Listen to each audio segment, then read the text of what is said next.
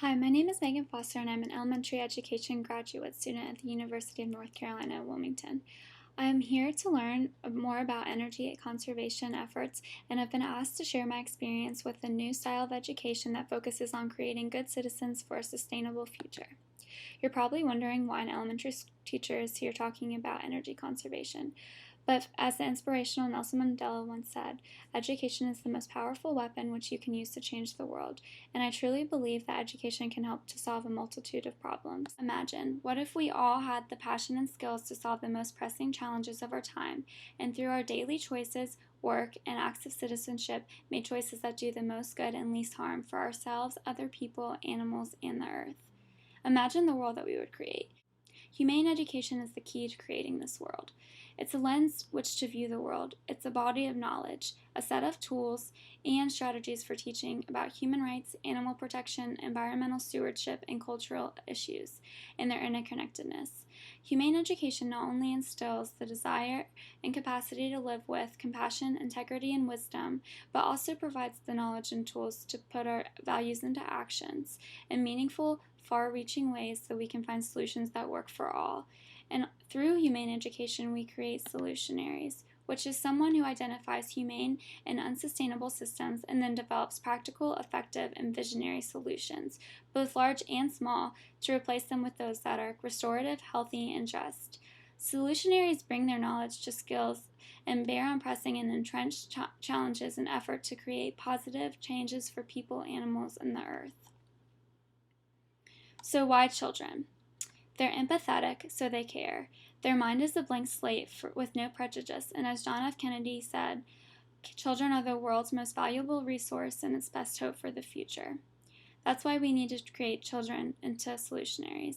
They truly are the future of the world, so why not teach them about issues and sustainability while they care and want to do the most good and least harm? We need to shift from teaching them or telling children what to think and teaching them how to think so they'll think critically, analyze situations, recognize credible solutions to the problems. One of my professors at UNCW, Dr. Elizabeth Crawford, introduced me to this approach of education, and it just makes so much sense. Why have we not already been teaching children to become good citizens and to think critically about things? There are obviously a lot of other topics and issues that we could branch into about education, but personally I wanted to share my experience implementing this style of education with you today.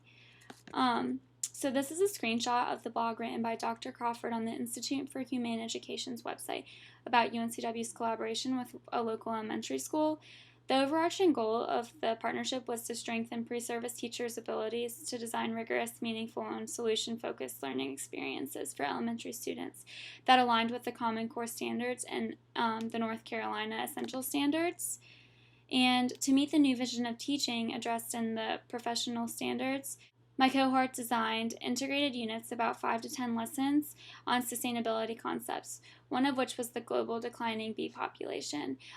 These second grade students were immersed in the study of honeybees, learning their life cycle, habits, the importance of bees to the environment, and what they do for food supply. They learned how pollination impacts approximately 1/3 of all fruits and vegetables that people consume, and with the alarming rate of their extinction, we could lose that third.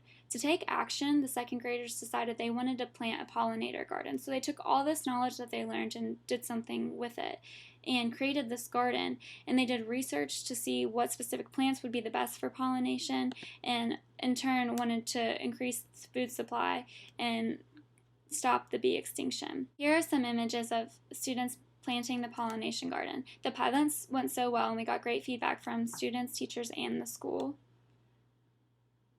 And then the kindergarten group at the pilot school had a tree donated by Home Depot for them to plant as a way for them to learn about sustainability. So with the tree, we asked questions about what does this tree need to survive? What does the tree do for the environment and for the animals? And we were trying to show all the interconnectedness of sustainability. Then we had students make thank you cards to send to Home Depot, and they used twigs and branches so we didn't waste any products. And the thank you card not only practiced writing skills and manners, but creativity and reusing materials. And then on my own, I've also done some other lessons with sustainability. I live near the beach, and so I taught my first graders about sea turtles and their endangerment, and students learned about how the turtles affect their oceanic environment and the human environment as well. We discussed why sea turtles were endangered, and at the end of the lesson, I asked the students to draw me some images and come up with some sentences of what they were going to do to help the sea turtles. And here's one of the students' response to the plastic in the oceans. It says, I will help the sea turtle by recycling. This is the first grader that we're talking about. One, I didn't even discuss recycling at all, did not use that terminology, or discuss how the trash impacts it. So she came up with that on her own. And then another second grader, Emily, said that she will help sea turtles by turning off her lights at night.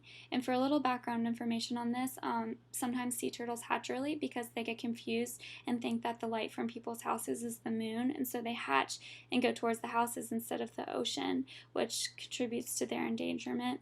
So not only were these two students helping turtle endangerment, they were practicing recycling and energy conservation. And this is in first grade.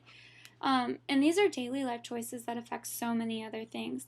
They're so young, and these concepts are instilled for a lifetime because it's tied to something that they're passionate about, such as animals, and that they can relate to, such as living at the beach. Then they go home and they educate their parents and their friends to make better life choices that in turn seem small but really make a big difference. And then for Earth Day, this image shows how we had students come up with ways that they could save the earth based on things we had previously discussed. And Alana says, feed animals, recycle, and turn off the lights.